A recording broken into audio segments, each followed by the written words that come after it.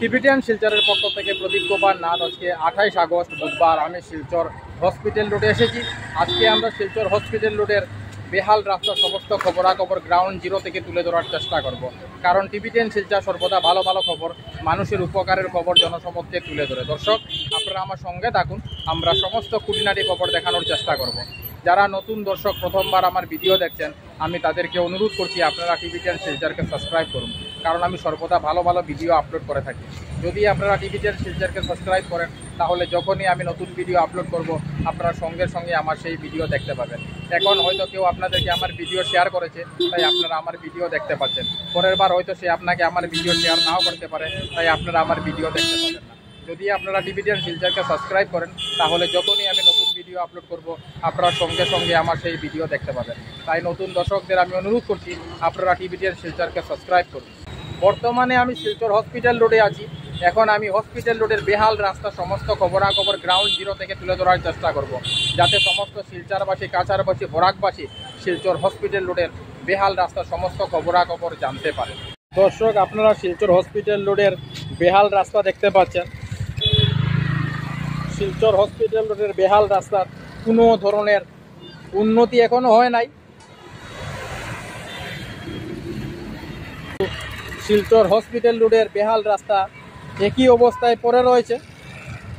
মানুষকে প্রায় দিন বাইক, স্কুটি, অটো, মারুতি কার, মারুতি ওয়াগনের মাধ্যমে অনেক জীবনের ঝুঁকি নিয়ে শিলচর হসপিটাল রোডের এই ভয়ঙ্কর এবং বিপজ্জনক রাস্তার উপর দিয়ে যাতায়াত করতে হচ্ছে।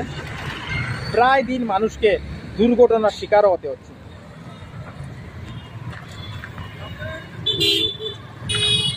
মাসের পর মাস, বছরের পর বছর শিলচর হসপিটাল রোডের এইসব জায়গা বেহাল অবস্থায় পড়ে রয়েছে, তার কোনো ধরনের মেরামত হয় নাই।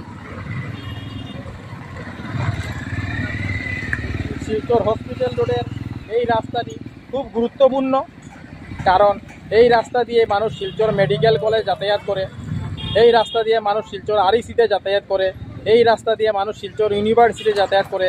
এছাড়া এটি ন্যাশনাল হাইওয়ে, এই রাস্তা দিয়ে মানুষ মিজোরামেও যাতায়াত করে। তাই এত গুরুত্বপূর্ণ রাস্তা এই রকম দুর্দশা খুব দুঃখজনক, খুব লজ্জাজনক বিষয়। আমি সমস্ত খবরাখবর দেখানোর চেষ্টা করছি। সামনেই দুর্গাপুজো, হিন্দুদের পবিত্র উৎসব।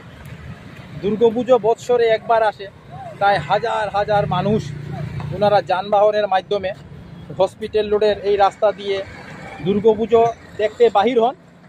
কিন্তু এখন পর্যন্ত হসপিটাল রোডের রাস্তার কোনো ধরনের উন্নতি হয় নাই, বরং অবনতি হয়েছে।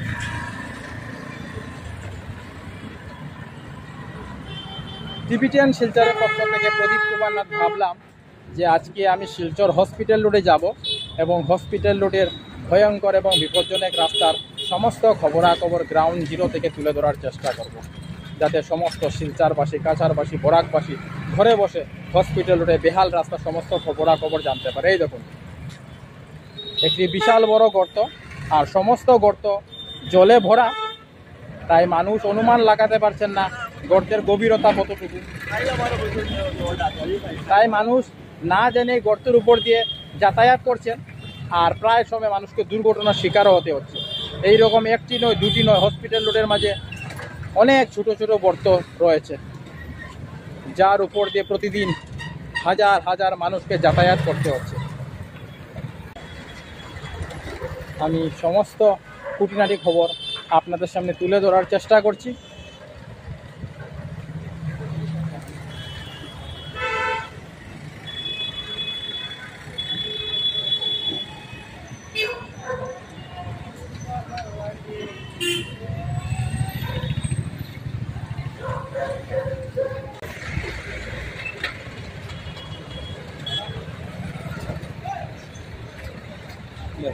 কি ভয়ঙ্কর এবং বিপজ্জনক অবস্থা।